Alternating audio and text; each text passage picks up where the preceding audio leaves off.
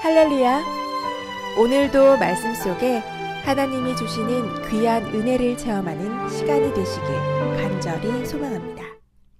하나님 아버지, 이 시간 주의 종이 하나님의 말씀을 전합니다. 이 강단에서 말씀을 통해서 하나님의 은혜가 흐르게 하시고 십자가의 보혈이 흐르게 하시고 또한 이 말씀을 통해서 회개와 감사와 헌신이 일어나도록 역사하여 주시옵소서. 주께 의탁하오며 예수님 이름으로 기도합니다. 아멘. 한 주간 동안 하나님 은혜에서 잘 사신 줄로 믿습니다. 이날은 어떤 날이라고요? 이날은 주께서 지으신 날, 이날은 주께서 정하신 날입니다. 그 다음에 뭐죠? 기뻐하고 즐거워하세. 얼굴 표정들이 왜 그러십니까? 자, 기뻐하고 즐거워하시기 바랍니다. 예. 심장이 두근두근 뛰는 그러한 날이 되시기를 바랍니다. 예. 뭐 여러분은 심장이 두근두근 안 뛰시나 보죠? 쿵쾅쿵쾅 뛰십니까? 여러분이 심장이 아침에 일어날 때마다 10년, 20년 결혼 생활 하셨는데도 남편을 보며 아내를 보며 그런 심장이 매 볼 때마다 뛰십니까? 이 웃음은 어떤 의미를 오근석 집사님 저 웃음이 어떤 의미인지 예. 지금도 10년, 20년, 30년이 지나도 나는 아침에 일어나서 남편의 얼굴만 보면 또 아내의 얼굴만 보면 난 심장이 뛴다, 쿵쾅거린다. 그러면 병원을 가보시는 게 아마 좋을 것 같습니다. 예, 농담이고요. 오늘 우리 주님 때문에 심장이 뛰는 여러분이 되시기 바랍니다. 그럼 심장이 뛰는 일을 하나님께서 우리에게 맡기셨습니다. 오늘은 제가 시편 23편 말씀을 전하려고 합니다. 왜냐하면 계속해서 제가 창세기 말씀을 전하다가 시편 23편으로 돌아온 이유는 이번 주에 또 그 단기 선교팀이 많이 좀 떠나시고 또 여행 중인 분도 있고 많이 그래서 이하면 제가 전하고자 하는 메시지 지금 흐름이 있기 때문에 그분들 다 있으실 때 제가 전화하고 오늘은 시편 23편으로 잠깐 말씀을 나가도록 하겠습니다. 오늘 말씀 우리가 너무나 잘 아는 말씀입니다. 여호와는 나의 목자시니 라고 선포를 합니다. 시편 기자가. 당연히 이 시편 누가 썼죠? 다윗이 썼습니다. 여호와는 나의 목자시니, 이 선포와 함께 그 즉각적인 결과를 바로 얘기합니다. 내가 부족함이 없으리로다. 시편 23편에서 가장 중요한 부분은 theme은 1절입니다. 여호와는 나의 목자시니 I shall not want. 내가 부족함이 없으리로다. 다윗은 하나님에 대해 생각했습니다. 그가 하나님과의 관계에 대해서 생각했을 때 하나님은 나의 목자시고 나는 그 하나님의 양과 같다. 여호와 하나님께서 그의 백성들에게 목자라는 개념은 성경에서 자주 등장합니다. 심지어 창세기부터 시작합니다. 이스라엘의 목자 반석이신 하나님으로 스스로 하나님께서 자신을 그렇게 나타내십니다. 선한 목자이신 예수님의 개념은 또 이 초대교회에 굉장히 귀한 것이었습니다. 여러분 아시다시피 초대교회 때는 엄청나게 많은 그러한 핍박을 받았는데요. 저는 안 가봤지만 사진으로 혹은 동영상으로 보면은 여러분 카타콤이라는 거 여러분 들어보셨습니까? 지하 묘소입니다. 로마에 있는 지하 묘소예요. 그 지하 묘소에는 당시에 많은 핍박을 피해서 그 지하로 내려가서 그 지하 묘소에서 그들의 삶을 연명하면서 신앙생활을 했던 그 그리스도인들이 거기에서 살았던 지역이고 또 거기서 그냥 죽고 또 거기서 무덤이 또 거기 안에 있었고, 근데 거기를 지금도 로마에 가면 그 벽화들이 남아 있는데 그 벽화 가운데 많이 보이는 것이 뭐냐면은 양을 어깨에 맨 목자의 그림이 많이 있다고 합니다. 사진도 제가 많이 봤는데 이번에 제가 여기 오하이오 처음 올라오면서도 어느 휴게소를 들렸더니 거기에 식당과 함께 있는 휴게소였는데 거기에도 그런 그림이 있더라고요. 이 양을 맨 그 목자. 그래서 예수님을 상징하는 그림으로서 여호와 하나님을 상징하는 그림으로서 많이 그려집니다. 주님께서 자신을 목자라고 말씀해 주신 것은 사실 놀라운 일입니다. 왜냐하면은 적어도 지금은 모르겠지만 적어도 고대 이스라엘에서 이 목자, 셰퍼드의 직분은 가장 천한 일, 가장 낮은 일을 하는 사람으로 간주되었기 때문에 그렇습니다. 가만히 생각해보면 맞을 것 같아요. 그렇죠? 똥냄새 나고, 또 집에서도 못 자고 때로는 바깥에서 잠도 자야 되고 하는 굉장히 힘든 일이었거든요. 그래서 가족 가운데 당시에 목자가 필요하면은 가장 나이가 어린 그런 사람을, 그런 자식을 그 목자로 세웠다고 그래요. 성경에 대표적인 인물이 있죠. 누굽니까? 다윗이죠. 사무엘이 왔을 때 다윗이 없었던 이유가 왜 그랬어요? 바깥에서 양치고 있었기 때문에 그 안에 있지도 못했어요. 그만큼 이 일은 가장 낮은 그러한 천한 직업으로 간주되었었는데, 근데 하나님께서 스스로 자신을 목자라고 표현해 주신 것은 엄청난 자신의 낮춰주심입니다. 어떤 어떤 권력, 권위주의를 얘기하는 것이 아니라 자신이 바로 목자가 되셔서 그 양들을 케어하시고 이끄시고 먹이시고 돌보시고 보호하시는 분이라는 것을 나타내 주고 있는 것입니다. 그래서 내가 부족함이 없으리로다. 내가 부족함이 없으리로다. 다윗에게 이 고백은 선언이요 또한 결정입니다. 그 첫 번째 의미는 나의 모든 필요들은 나의 목자이신 예수님께서, 우리 주님께서 공급하신 것이라는 그러한 선언입니다. 여러분 그렇습니까? 아닌 것 같기도 하고 그런 것 같기도 합니까? 갈라디아서 2장 20절 말씀에 뭐라고 나와 있습니까? 내가 그리스도와 함께 십자가에 못 박혔나니 이제는 내가 산 것이 아니요 오직 내 안에 그리스도께서 사신 것이라. 그렇죠? 이제는 내가 산 것이 아닙니다. 그 이제는 언제를 얘기하는 겁니까? 예수님을 내 마음속에 주님으로 영접한 그 순간, 또 고린도서 5장 17절 말씀, 이 말씀 제가 굉장히 많이 반복하니까 이제는 여러분이 암송할 정도도 됐을 것 같아요. 고린도서 5장 17절 말씀, 그런즉 누구든지 그리스도 안에 있으면 새로운 피조물이라. 이전 것은 여전히 있어요, 없어요? 이전 것은 지나갔으니 보라 새 것이 되었도다. 갈라디아서 2장 20절 말씀과 이 말씀 항상 여러분 같이 연결해서 생각하면 이해하기 굉장히 쉽습니다. 이전 것은 지나갔어요. 내가 그리스도와 십자가에 못 박힌 그 순간 하나님께서 나에게 영생, 새로운 생명을 주셨고 그 이전 것은 다 지나갔습니다. 즉 내가 예수님 믿기 전에 가지고 있었던 그 모든 것들은 이제는 다 지나간 거예요. 뭐까지 포함해서요? 내 생명까지. 그럼 예수님 믿고 난 후에 있는 나에게 있는 모든 것은 어디로부터 온 거예요? 하나님으로부터 온 것입니다. 주님께서 주신 것이에요. 주님께서. 여러분이 그게 고백이 됩니까? 분명히 성경 말씀에는 그런즉 누구든지 그리스도 안에 있으면 새로운 피조물이라 이전 것은 지나갔다. 또 갈라디아서 2장 20절 말씀에 내가 그리스도와 함께 십자가에 못 박혔다. 이제는 내가 산 것이 아니다.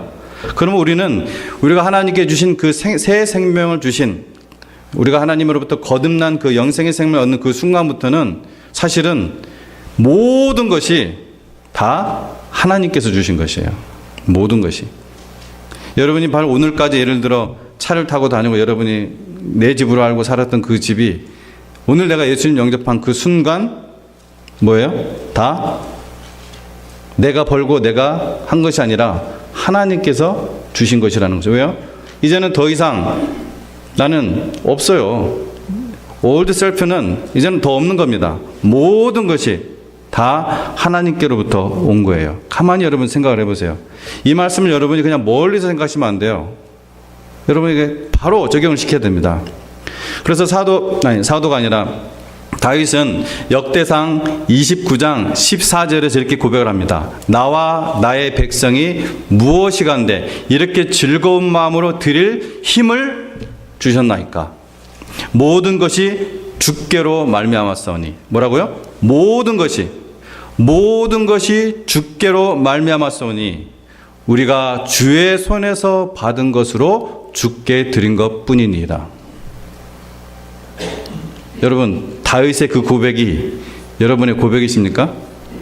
이것은 신약에서 갑자기 교리적으로 나온 그러한 말씀이 아니에요. 갈라디아서 2장 20절 또 고린도 5장 17절 이런 말씀들은 구약 시대에도 우리의 믿음의 모든 선배들이 정상적인 믿음의 길을 갔던 사람들은 다 그렇게 믿고 그 고백을 하며 그것을 봤어요. 고민하면 생각하는 것이 아니라 거듭난 생명을 받은 사람에게는 이것이 보이는 거예요. 자, 또 다른 의미는 I shall not want, 내가 부족함이 없으리로다. 이 말씀의 또 다른 의미는 뭐냐면 나의 목자이신 주님께서 주시는 것 이외에는 다른 것을 갈망하지 않겠다는 고백입니다. 다른 것을 욕심내지 않겠다는 그 고백이에요. 나의 주님께서 주시는 것 외에는 내가 욕심내지 않겠다. I shall want, 내가 부족함이 없으리로다. 또 말씀에 보면은 푸른 초장에 푸른 풀밭에 누이시며 했습니다. 푸른 풀밭에 누이시며 쉴만한 물가로 인도하신다. 목자는 자기의 그 양이 누울 수 있는 좋은 곳을 잘 압니다. 필립 켈러라는 사람이 있습니다. 이 필립 켈러라는 사람이 양에 대해서 연구한 바에 따르면 양은 쉽게 눕지 않습니다. 첫 번째로 최소한 네 가지 조건들이 충족되어야 눕는다고 그의 책에 이렇게 기록이 되어 있는데, 첫 번째로 양은 매우 소심하기 때문에 두려우면 눕지 않는답니다. 두 번째로 양들은 사회적 동물이기 때문에 서로 이렇게 마찰이 되면은 눕지 않는답니다. 서로를 생각해서. 또 세 번째로 파리나 벌레들이 괴롭히면은 눕지 않는답니다. 네 번째로 마지막입니다. 양들은 배고프면 눕지 않는답니다. 이런 특성들이 있대요. 필립 캐러라는 사람이 이 양들을 이렇게 쭉 연결해 봤는데, 그렇다면 양들이 지금 오늘 말씀을 보니까 어디에 누워 있어요? 푸른 풀밭에 누워 있습니다. 양들이 푸른 풀밭에 누워 있다는 것은 그 목자가 그 모든 조건들, 즉 두려움, 마찰, 파리들, 그리고 그 배고픔, 이 모든 것을 해결해 주었다는 것이죠. 즉 하나님께서 이 모든 필요를 채워 주셨다는 것입니다. 자, 3절을 보도록 하겠습니다. 내가 내 영혼을 소생시키시고 자기 이름을 위하여 의의 길로 인도하신다고 했습니다. 목자가 어디로 인도하시는가, 그리고 왜에 대한 말씀입니다. 나의 영혼을 소생시키신다. 목자 이와 같은 사랑의 돌봄에는 그 목적이 있습니다. 다윗의 영혼은 바로 소생함, 그 푸른 초장과 잔잔한 물가에서 소생함을 얻었습니다. revive라고 하죠. 새 힘을 얻었습니다. 새 생명을 얻었습니다. 또한 이 구절은 잃어버린 영혼의 구원을 그리고 있기도 합니다. 이미 구원받은 하나님의 자녀에게는 지친 영혼, 쓰러져 있는 그 영혼에게 소생하는, 리바이브 해주는 그런 힘이 된다는 말씀이고, 아직 구원받지 못한, 아직 예수님을 마음속에 영접하지 않은 그런 상태의 사람들에게는 구원의 메시지를 그리고 있기도 한다는 거예요. 이 소생하다로 쓰인 히브리 원어가요, 호세아 14장 1절 그리고 요엘서 2장 12절 말씀에서 어떻게 쓰이냐면요, 우리나라 회개하다라는 뜻으로 씁니다. 회개하다, 회심하다. 제 말을 잘 이해하셨습니까? 지금 여기서 소생하다라고 쓰인 단어가 호세아서하고 요엘서에서 어떤 단어로 쓰인다고요? 회개하다. 똑같은 단어가 회개하다, 회심하다, 이런 의미로 쓰입니다. 그러므로 아직 구원받지 못한 영혼과 관련하여 이 구절을 읽을 때 내 영혼을 소생시키다는 어떻게 해요? 내 영혼을 회개하게 하신다. 내 영혼을 회개하게 하신다. 이렇게 읽을 수 있다는 것입니다. 회개하라. 예수님께서 공생의 라이프를 시작하실 때 가장 첫 번째 하신 말씀입니다. 회개하라. 그러니까 가장 중요한 말씀이겠죠. 가장 먼저 하고 싶었던 말씀이겠죠. 회개하라. 하나님께서 여러분에게 말씀하시는 죄에 대한 회개가 없이는 절대로 그 영혼의 소생함을 얻을 수가 없습니다. 절대로 구원을 얻을 수도 없습니다. 절대로 참된 안식을 얻을 수가 없습니다. 회개의 열매 없이 나왔던 그 바리새인처럼 되지 마십시오. 역사 속에서 참된 부흥은 교회의 성장의 전략을 통해서가 아니라 항상 회개를 통해서였습니다. 항상 참된 회개가 일어났을 때 죄에 대한 철저한 회개로부터 그 부흥은 시작됐었습니다. 봄날의 향기로운 바람 같은 그러한 리바이벌을, 그러한 부흥을, 여러분의 심령의 부흥을 여러분 체험하기 원하십니까? 정말 주님 만나는 날까지, 주님 다시 만나는 그날까지 젊은 날처럼 심장이 쿵쾅쿵쾅 뛰는 그러한 영혼의 심장으로 살기 원합니까? 오늘 회개하시기 바랍니다. 회개의 열매를 보이십시오. 그렇다면 하나님께서는 바로 여러분을 성령의 그 바람으로 소생시키실 것입니다. 목자가 인도합니다. 그러므로 양은 따라가기만 하면 됩니다. 양은 어디에 푸른 초장이 있고 어디에 쉴만한 물가가 있는지 고민할 필요가 없습니다. 항상 가까이 계시는 누구만 따라가면 된다고요? 목자만 따라가면 됩니다. 목자만. 또 이 말씀 가운데서 뭐라고 했습니까? 자기의 이름을 위하여 의의 길로 인도하신다고 했습니다. 자기 이름을 위하여 의의 길로 인도하신다. 여기서 자기 했을 때 그 자기는 누굽니까? 당연히 내가 아니라 여호와 하나님입니다. 여호와 하나님의 이름을 위하여 의의 길로 인도하시는다. 목자 되신 하나님께서는 우리의 영혼이 어떻게 해서든지 영원한 심판만 면하게 바라는 분이 절대로 아닙니다. 어떻게 해서든지 사람이 하나님의 백성으로 거듭나기만 하면 되는 그러한 마음을 가지고 계신 분이 절대로 아닙니다. 제 말을 이상하게 들리십니까? 여러분, 예수님 영접해서 천국만 가면 된다는 인간이 만든 단순한 이런 구원 교리는 마치 밴딩 머신에 1불짜리 딱 넣으면 음료수 뚝 떨어지는 것처럼 만드는 인간이 만든 이러한 구원 교리는 하나님께서 만드신 것이 아닙니다. 절대로 아닙니다. 그것은 아주 이기적이고 잘못된 구원관입니다. 성경적인 구원관이 아닙니다. 마치 부모가 자기 자식, 오직 자기 자식만 잘 되는 거 바랄 때 매우 이기적이고 잘못된 동기와 그런 잘못된 방법으로 사랑하는 것과 똑같아요. 그런 구원관이 이 세상에 전혀 그리스도인이 아닌 가짜 그리스도인들을 대량 생산해 놓은 것입니다. 하나님은 자기 이름을 위하여, 하나님의 그 이름을 위하여 의의 길로 인도하십니다. 의의 길로. 하나님의 그 의의 길로. 즉 하나님께서 죄인들을 향한 행동의 그 모든 동기는 하나님 자신의 그 완전함과 하나님 자신의 그 선하심에서 나온 것입니다. 진정한 회개와 진정한 회심은 이러한 하나님의 완전하심과 또한 이러한 하나님의 선하심의 본질 앞에 철저히 자신이 죄인임을 고백하는 회개가 우선되어야 됩니다. 4절에서 6절은 목자와 함께 할 때의 그 보상을 얘기해 주고 있습니다.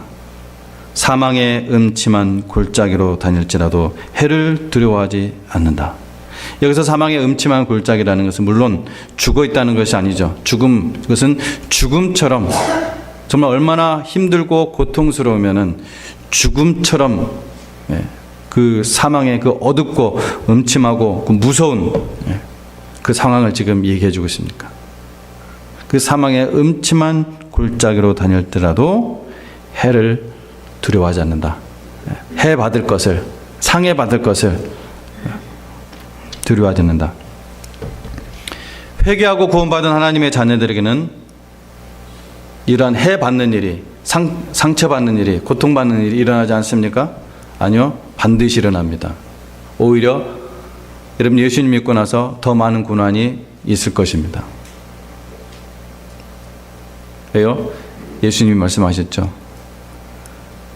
세상이 너를 미워하는 것이 아니라 나를 미워함으로 너희가 나에게 속하였으므로 세상이 너를 미워하는도다. 반드시 미워하게 되어 있습니다. 반드시 이런 고통스러운 일들이 일어나지만 여호와 하나님을 목자로 믿고 부를 수 있는 자는 두려워할 필요가 없습니다. 왜냐하면 목자 되신 여호와 하나님께서 나와 항상 함께 하시기 때문입니다. 그분이요. 하나님께서 약속하신 말씀은 철저히 지키십니다. 철저히. 여러분이 성경을 읽으시다가 어떤 약속, 하나님이 약속되는 말씀이다 생각하는 것은 여러분 잘 기억해 놓으시고 동그라미 쳐놓으시면 참 좋아요. 제가 담임 목사가 되어서 가장 첫 번째 담임 목사로서 설교한 것이 그 타이틀이 약속의 철저한 하나님이었습니다. 여러분, 하나님은 우리에게 뭐라고 말씀하셨냐면 항상 함께 하시겠다고 했습니다. 그 말씀을 유언과 같이, 유언은 아니죠, 그죠? 유언이죠. 남기고 가신 말씀이 유언이니까 하늘에 계시죠. 마태복음 28장 18절에 20절이 The Great Commission이라고 합니다. 그렇죠? 근데 그 The Great Commission 안에 딱 심어놨어요. 이 약속을. 뭐라고 했습니까? 앞에 쭉 커미션을 하신 다음에 내가 세상 끝날까지 너희와 항상 함께 있으리라. 아멘. 항상 함께 있으리라. 여러분, 우리에게 주신 약속의 그 성령님은, 구원받은 자에게 주신 성령님은 들어왔다가 나왔다가 나왔다가 들어왔다가 그런 분이 절대로 아니에요. 하나님이 시건치 않으신 하나님입니다. 목자가 양떼를 이끌고 어두운 골짜기를 지나가는 일은 지금도 중동에 가면은 자주 볼 수 있는 일이라고 합니다. 주의 지팡이로 어두운 그 길을 톡톡톡 소리를 내면서 인도하고, 또 위험한 길을 가면 탁탁탁 치면서 또 인도하고 이끌고, 또 해를 끼치는 짐승들이 나오면은 그 지팡이로 막 그냥 두들겨 패고 해서 인도하죠. 근데 하나님께서 왜 사망의 음침한 골짜기를 지나가게 할까요? 때로는 우리의 잘못 때문에, 우리의 죄 때문에 이 일이 일어납니다. 그러나 우리 죄 때문에, 잘못 때문이 아니라 전혀 그런 일이 어떤 하나님 앞에서 회개할 일도 없는데 갑작스럽게 사망의 음침한 골짜기가 우리에게 나타날 때가 우리 인생 가운데 있지 않습니까? 왜 그렇습니까? 목자는 압니다. 그렇죠? 목자가 뭐 양들 괴롭히기 위해서 사망의 음침한 골짜기를 한 번씩 데려가 줘야 얘네들이 정신 바짝바짝 차리니까 이게 데려갑니까? 아니죠. 왜 그 음침한 골짜기를 지나가야 될까요? 그 골짜기 너머에 있는 또 다른 푸른 풀밭을 향해서 가고 있는 겁니다. 그 사망의 음침한 골짜기에 넘어 있는 그 푸른 풀밭과 새로운 푸른 풀밭, 그 잔잔한 물가, 그곳으로 가고 있는 것입니다. 그곳을 향해서 갈 때 사망의 음침한 골짜기가 종종 나올 수밖에 없는 것입니다. 그러므로 우리는 그 사망의 음침한 골짜기에서도 나와 함께 하시고 나를 이끌어 가시는 목자 옆에만 붙어 있고 그분의 인도함 따라 가기만 하면 되는 것입니다. 5절 말씀에 주께서 내 원수의 목전에서 내게 상을 차려주시고 기름을 내 머리에 부으셨다고 했습니다. 저는 제가 목회하면서 종종 정말 마음에 억울한 일을 좀 당할 때 이 기도를 합니다. 이 말씀을 붙잡고 기도합니다. 그리고 사람하고는 상대를 안 합니다. 그 사람하고는. 주께서 내 원수의 목전에서 내게 상을 차려주실 줄로 믿습니다. 저는 이렇게 기도해요. 우리 하나님께서는 영원한 심판의 날에 목자 되신 주님을 잘 따라온 양들에게 잔치상을 베푸십니다. 디모데후서 3장 12절 말씀에 무릇 그리스도 예수 안에서 경건하게 살고자 하는 자는 박해를 받으리라.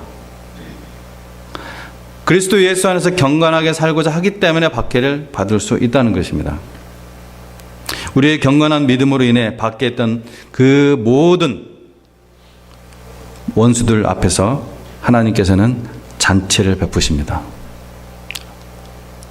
그들은 그것을 보고 영원히 죽을 수 없는 고통의 불구덩이로 떨어질 것입니다.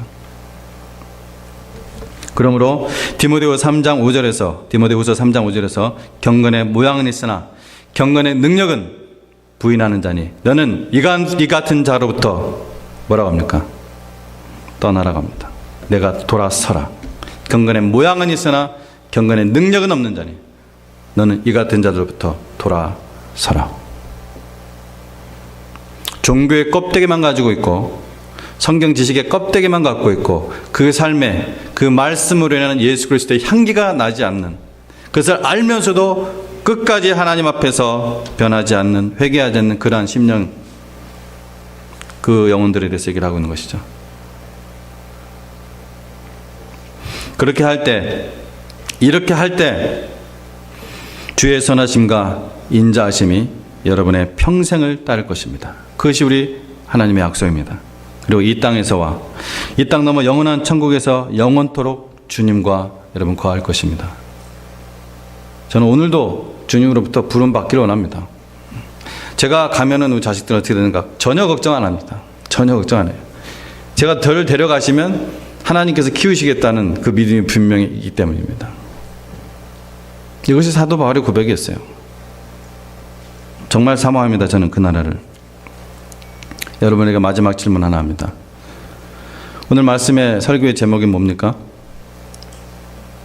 한 번 더 같이 읽어보실래요? 여호와는 나의 목자신가? 아멘? 사람의 여호와는 나의 목자시라고 진실로 말할 수 있기 전에 그 사람은 먼저 자신이 본질적으로 하나님 앞에서 양이라는 것을 검증해야 됩니다. 모르겠어요. 제가 이과를 나와서 그런지 검증이라는 단어를 자주 사용해서 죄송합니다. 검증해야 돼요. 그것을 스스로 확인할 수 있는 한 가지 방법은 요한복음 10장 27절 다 같이 펴시기 바랍니다. 요한복음 마지막입니다. 이 말씀 보고 마치겠습니다. 요한복음 10장 27절. 여러분이 과연 여호와는 나의 목자시라 라고 부를 수 있는 하나님의 양인가? 같이 말씀을 읽어보도록 하겠습니다. 시작. 내 양은 내 음성을 들으며 나는 그들을 알며 그들은 나를 따르느니라. 그래서 이 말씀하시는 분이 지금 예수님이에요. 예수님이 여호와 하나님이시죠. 내 양은 누구의 음성을 듣는다고요? 예수님의 음성을 듣습니다. 여러분이 어떤 신비한 음성 들으라는 얘기 아니에요. 무슨 말입니까? 하나님의 말씀. 이 하나님의 말씀 여러분 듣습니까? 듣는다는 것은 그냥 hear가 아니라 뭡니까? listen and obey. 그걸 얘기하고 있는 것이죠. 내 양은 내 음성을 들으며 나는 그들을 알며. 여러분이 오바마 대통령 알 거예요. 박근혜 대통령도 아실 테고. 박근혜 대통령 여러분 아십니까? 오바마가 여러분 아세요? 아무런 관계 없잖아요. 그래서 그들을 알며라는 것은 바로 그런 관계를 얘기하는 겁니다. 세 번째로 나를 따르느니라. 그래서 예수님께서 가셨던 그 십자가의 길을 여러분 따르고 계십니까? 그렇다면 여러분은 여호와는 나의 목자시라 고백할 수 있습니다. 기도하겠습니다.